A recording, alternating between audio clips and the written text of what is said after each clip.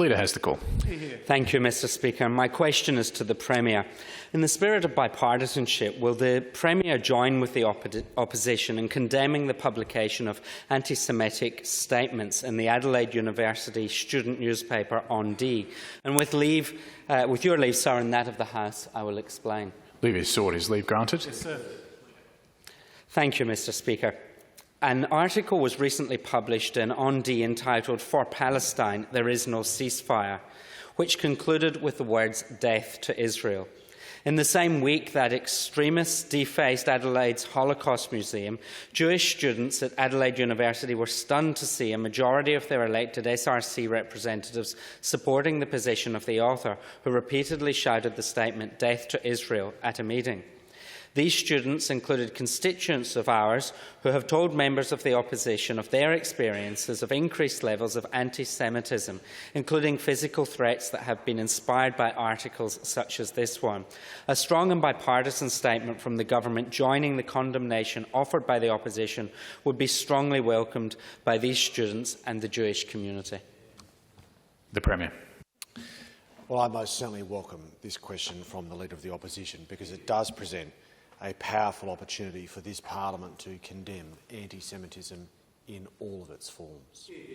It has been a bipartisan position of our nation, Mr Speaker, for some time to support a two-state solution to the situation that we see in both Palestine and Israel, and we actively condemn, as a government, and I hope as a parliament, we actively condemn any advocacy for the death to either group. Death is never something that should be advocated for, and it should always be condemned in all its forms. Antisemitism as a publication has a long history, and indeed, in many respects, it has a very, very proud history, and we do not believe that these sentiments accords with that history. All of us in this parliament passionately believe in the virtue of freedom of the press, but it is also within our freedom as a parliament to actively condemn a view that is not consistent with Australia's values, Australia's position on this issue, or indeed the spirit that South Australians have towards peaceful resolution towards disputes of this nature. I've had the great privilege, Mr Speaker, of travelling to both Palestine and Israel, and in that experience I spoke to both Palestinians and Israeli men and women, working people, business owners, parents, children and young people. And almost universally, everyone that I spoke to, Mr Speaker, expressed a desire for a peaceful solution.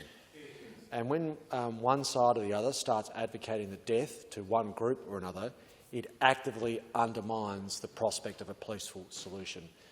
So I welcome the opposition's condemning of that use of language.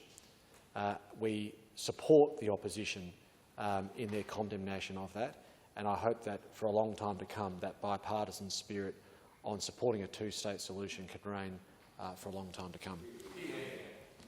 Before I call the member for Heysen, I observe that a number of my own constituents have contacted me in relation to this issue.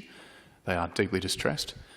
In the position of the Chair and of my office, I observe that freedom of speech does not include the freedom to threaten or intimidate.